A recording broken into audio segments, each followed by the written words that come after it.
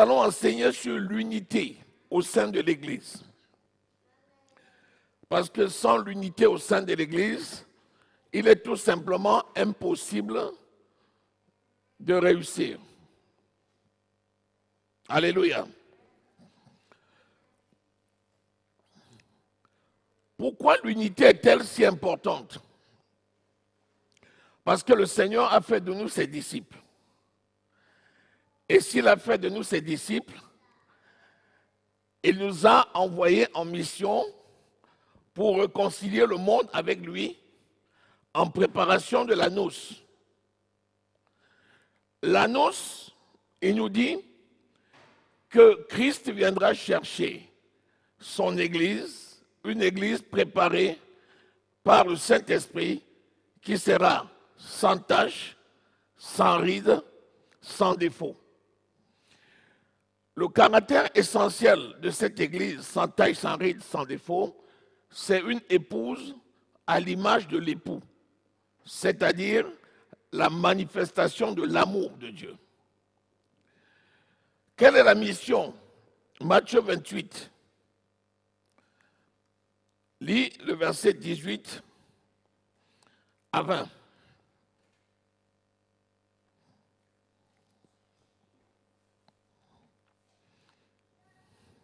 Matthieu 28, verset 18 à 20.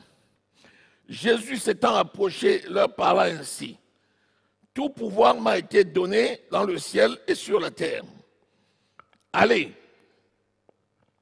faites de toutes les nations les disciples, les baptisant au nom du Père, du Fils et du Saint-Esprit, et enseignez-leur à observer tout ce que je vous ai prescrit. Et voici, je suis avec vous tous les jours jusqu'à la fin du monde. Lorsque Jésus donne la mission à ses disciples, il a dit « Allez, faites de toutes les nations les disciples ». Donc, quand il dit « Allez », c'est un impératif, c'est un ordre. Il leur a dit d'aller. Quel est le caractère essentiel qui doit les amener à remporter la victoire? C'est essentiellement l'unité d'un corps. Alléluia. Matthieu au chapitre 16, verset 18, disons.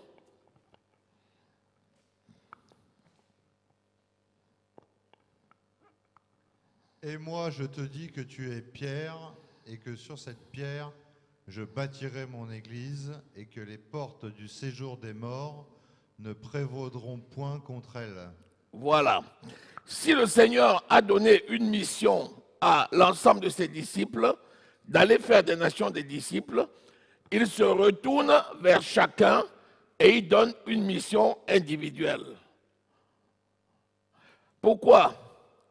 Parce que chacun doit recevoir la mission pour ne pas courir le risque de laisser les autres faire en se couchant pour dormir. Lorsqu'on est en groupe et qu'on a pour mission de réaliser et d'atteindre un objectif, lorsque les responsabilités ne sont pas confiées individuellement, la tendance, c'est de croire que les autres feront pendant qu'on se repose, alors que ce n'est pas optionnel, c'est un ordre. Faire de toutes les nations les disciples. Ça veut dire que tout le monde doit mettre la main à la pâte. Ça veut dire que tout le monde doit travailler pour atteindre cet objectif. Ça veut dire que celui qui travaille pour atteindre l'objectif doit travailler de façon harmonieuse avec les autres. Si tout le monde travaille, il faut qu'il y ait de l'harmonie. C'est la raison pour laquelle, lorsque Dieu appelle les enfants, il donne des dons différents.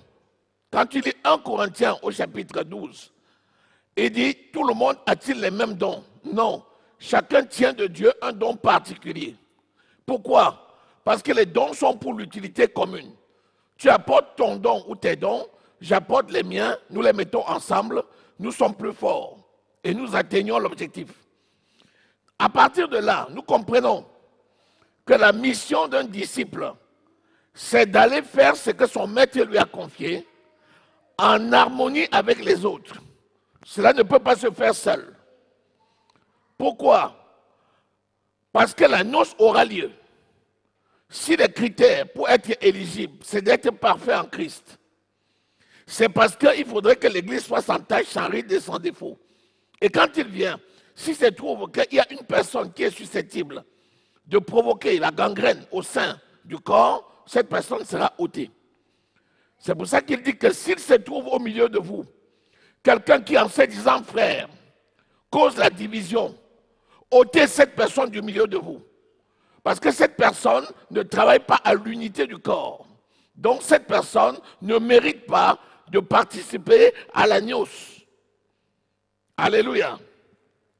Lisons Jean au chapitre 13, versets 33 à 35.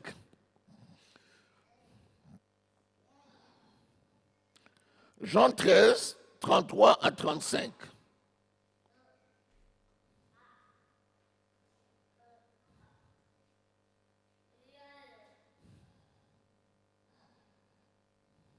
Mes petits enfants, je suis pour peu de temps encore avec vous. Vous me chercherez, et comme j'ai dit aux Juifs, vous ne pouvez venir où je vais. Je vous le dis aussi maintenant. Je vous donne un commandement nouveau. Aimez-vous les uns les autres, comme je vous ai aimés. Vous aussi, aimez-vous les uns les autres. À ceux-ci, tous connaîtront que vous êtes mes disciples, si vous avez de l'amour les uns pour les autres. Alléluia. Amen. La notion de discipolat, c'est une notion d'amour. Seule l'unité permet de connaître le corps de Christ. Rappelons-nous que nous sommes le corps de Christ. Si nous ne sommes pas unis, on n'est pas le corps de Christ. Donc si quelqu'un appartient au corps de Christ, cette personne doit porter les caractères de Christ. L'amour, c'est le caractère par excellence.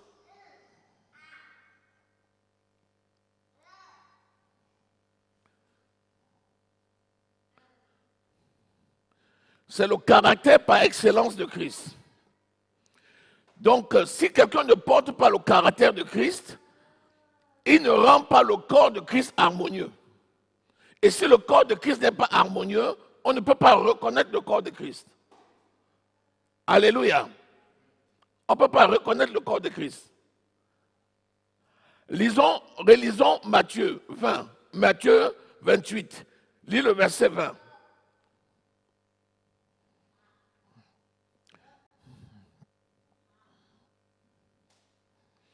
Matthieu 28, verset 20 nous dit que quand le Seigneur a donné la recommandation, effectivement, ils sont allés travailler. Et enseignez-leur à observer tout ce que je vous ai prescrit. Et voici, je suis avec vous tous les jours jusqu'à la fin du monde. Et voici, je suis avec vous tous les jours et jusqu'à la fin du monde. Dans Marc 16, le verset 20, il dit « Et le Seigneur travaillait avec eux et confirmait sa parole par les miracles qui l'accompagnaient. » Si la parole de Dieu est confirmée par les miracles de Dieu, c'est parce que les disciples portent le caractère de Christ. Christ dit « Celui qui vous voit m'a vu ». Si nous voyons un corps qui fait penser à Christ, qu'on appelle les chrétiens, c'est parce qu'ils ressemblent à Christ. Par quoi? Par leur caractère. Alléluia. Par leur caractère. C'est pour ça qu'il dit, c'est à l'amour, à l'unité, que vous aurez les uns pour les autres, que l'on saura que vous êtes réellement mes disciples. Pourquoi? Parce qu'on peut être un vrai disciple et on peut être un faux disciple. Le vrai disciple, c'est celui qui va accomplir la mission. Le faux disciple n'accomplira pas la mission. Les vrais disciples mis ensemble forment un corps parfait et ce corps-là n'échoue jamais. Pourquoi? Parce que Dieu va confirmer la parole de ce corps par les miracles que Christ va accomplir au milieu d'eux. C'est la raison pour laquelle, si l'unité n'est pas une réalité au sein d'un corps, ce corps ne peut absolument rien faire. Jean 15, 5, il dit, je suis le cep, vous êtes le sarment. Il dit, vous, c'est la première personne du pluriel. Vous êtes quoi? Le sarment. Pourquoi? Parce qu'il rassemble l'ensemble des membres qui forment son corps pour former un seul corps. C'est le sarment qu'on appelle le corps. Donc vous êtes le sarment. Ça veut dire, vous vous ressemblez tous. Par quoi? Par le caractère de Christ. Si quelqu'un peut prétendre appartenir à un corps et réussir seul, il est un menteur. Si quelqu'un peut prétendre appartenir à un corps et réussir seul, il est un menteur. Maintenant, il a parlé aux disciples. Par la suite, dans Actes des Apôtres, nous voyons que les disciples ont été dispersés. Pourquoi ils ont été dispersés? À cause de la persécution. Et c'est pour ça qu'il a anticipé et il a donné aux disciples sa puissance.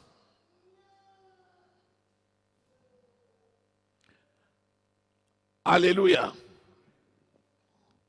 Il a donné sa puissance aux disciples. Et les disciples, à cause de la persécution, ont été dispersés. Mais la puissance de l'Éternel les a conduits. Alléluia. Donc, tu ne peux pas vivre dans la division et prétendre servir Dieu. Ça ne marche jamais. La question c'est, qu'est-ce qui fait que la puissance du Saint-Esprit, qui est bien présente, ne se manifeste pas comme le Seigneur voudrait que ce soit? Alors qu'il a dit, si vous demeurez en moi et si ma parole demeure en vous, vous ferez des choses plus grandes que celles que j'ai faites.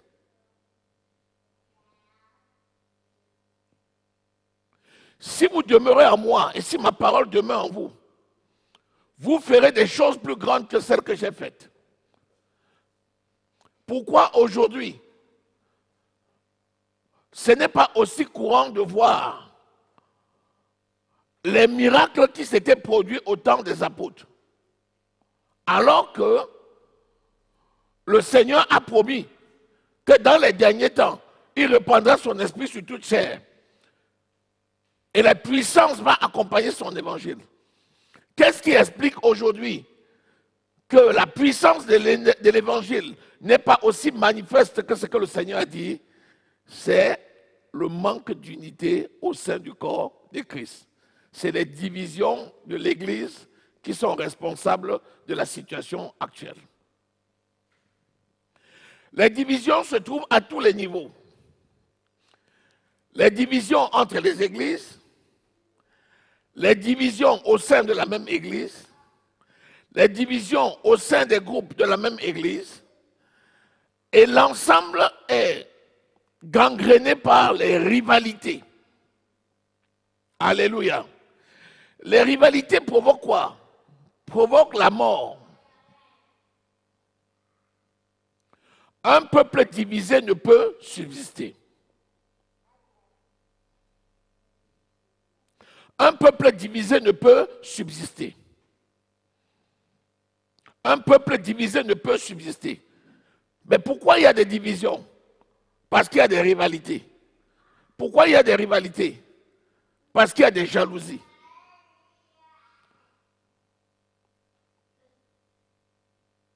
Il y a des divisions, il y a des rivalités et il y a des jalousies. Et les jalousies se voient à tous les niveaux. Le Seigneur a donné des ministères et les dons spirituels. Il a donné à chacun comme il veut. Mais il a donné pourquoi? Pour l'utilité commune. Et il dit, chacun rendra compte à Dieu.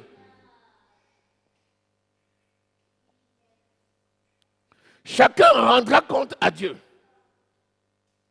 Donc si chacun rendra compte à Dieu, il n'y a aucune raison d'être jaloux. Aucune.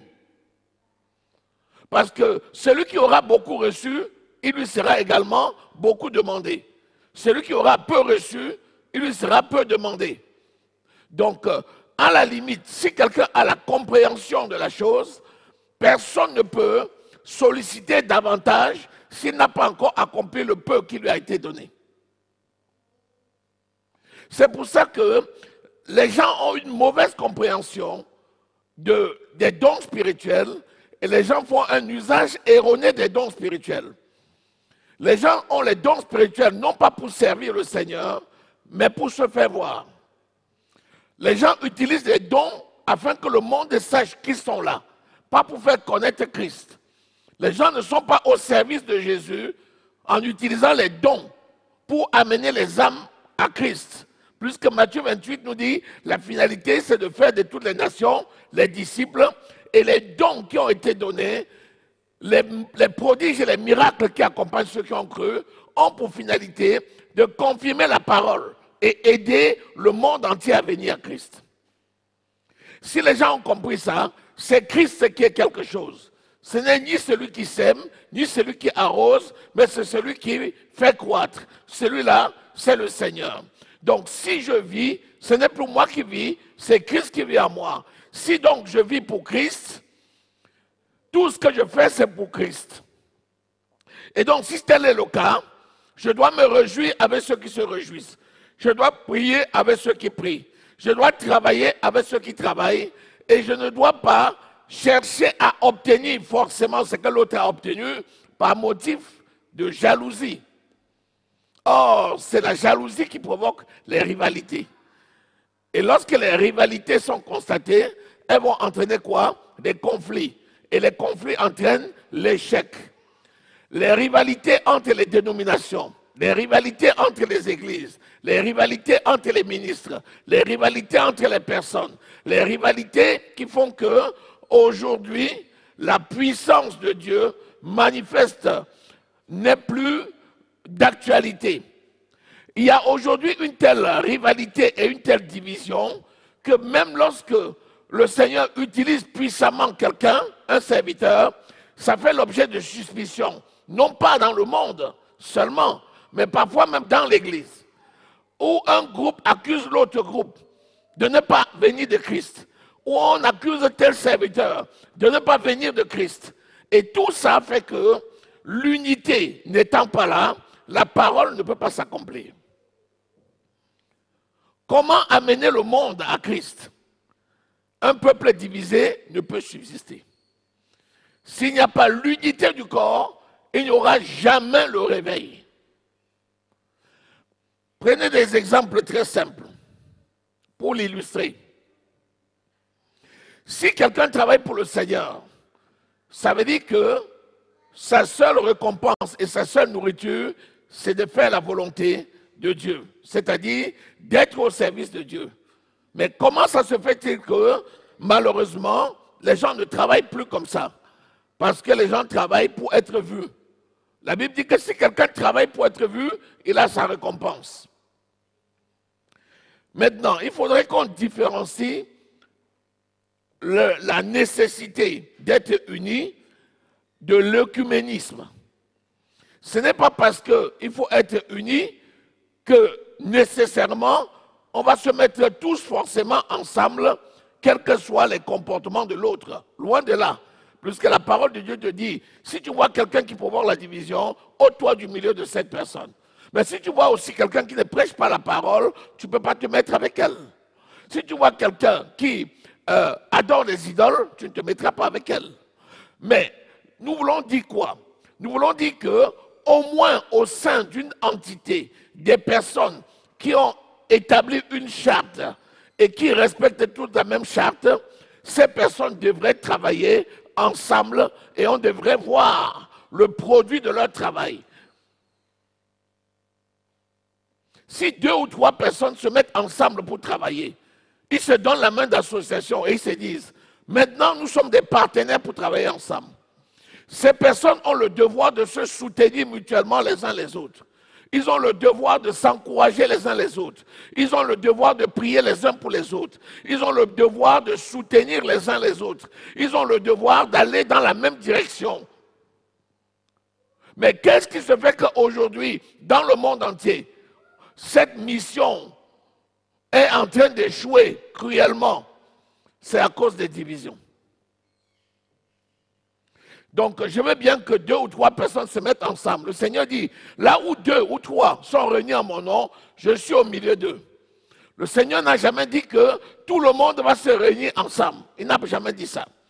Puisque la persécution fait que les gens sont à des endroits différents, la persécution fait que des églises naissent à des endroits différents, le monde est vaste, les appels sont multiples, les uns et les autres sont aux confins du monde. Donc, il ne s'agit pas de se mettre forcément tous ensemble. Mais il s'agit pour des personnes qui répondent à des critères établis par le Seigneur et qui sont sur un aire géographique, ou bien au moins à des critères qu'ils ont fixés, de pouvoir s'entendre et de pouvoir travailler dans l'unité afin de laisser un champ d'expression pour que le Saint-Esprit se manifeste avec puissance et que le monde entier voit les miracles de l'Éternel qui accompagnent ceux qui ont cru. Voilà pourquoi aujourd'hui, l'Église de Jésus-Christ se bat dans le monde entier, mais sans être entendue ni compris. Pourquoi? À cause des rivalités et à cause des égos, à cause des désirs personnels, à cause des bagarres, à cause chacun essaye d'être devant. C'est une course et chacun essaye de prendre la place que les autres n'ont pas. Mieux même encore, certaines personnes essayent d'obtenir et même d'empêcher les autres d'arriver en utilisant des armes sataniques comme la calomnie, comme les mensonges sur d'autres personnes, alors que le Seigneur a établi un corps. Alléluia. Le sujet sur l'unité des chrétiens ou des croyants, c'est quelque chose de très important. Vous allez rendre compte que finalement, le développement et la croissance de l'évangile dans le monde, elle va passer par l'unité entre les serviteurs de Dieu, l'unité entre les enfants de Dieu. Jusqu'à ce que les gens se rendent compte par eux-mêmes que ce n'est pas possible de travailler tout seul, vous verrez que les gens vont se fatiguer et en temps convenable, les gens vont s'unir pour travailler. Il dit, là où 2 ou 3 sont réunis en mon nom, je suis au milieu. Donc, ça commence par 2 personnes. Dès que tu donnes la main d'association à quelqu'un, et il prend ta main d'association, désormais vous n'êtes plus 2, vous êtes 1. Vous avez le devoir de vous soutenir. Sinon, chacun va travailler dans sa chair et va s'épuiser. Alors que si vous vous soutenez, vous allez vous encourager mutuellement, et c'est ça la volonté de Dieu. Là où il y a la division, le Saint-Esprit n'est pas. Là où il y a l'unité, le Saint-Esprit est. Alléluia. Alléluia. Lisons Jean au chapitre 17. C'est la prière sacerdotale. Cette prière sacerdotale de Jésus vient nous enseigner sur quelle est la volonté de Jésus par rapport au travail que nous devons mener ici sur terre, en attendant qu'il vienne chercher l'Église. Après avoir ainsi parlé, Jésus leva les yeux au ciel et dit, Père, l'heure est venue, glorifie ton Fils, afin que ton Fils te glorifie. Écoutons à partir du verset 2. Selon que tu as donné le pouvoir sur toute chair, afin qu'il accorde la vie éternelle à tous ceux que tu lui as donnés. Or, la vie éternelle, c'est qu'ils te connaissent, toi, le seul vrai Dieu, et celui que tu as envoyé, Jésus-Christ. Je t'ai glorifié sur la terre. J'ai achevé l'œuvre que tu m'as donnée à faire. Et maintenant, toi, Père, glorifie-moi auprès de toi-même de la gloire que j'avais auprès de toi avant que le monde fût. J'ai fait connaître ton nom aux hommes que tu m'as donné au milieu du monde. C'est les enfants de Dieu. J'ai fait connaître ton nom aux hommes que tu m'as donné au milieu du monde. Alléluia.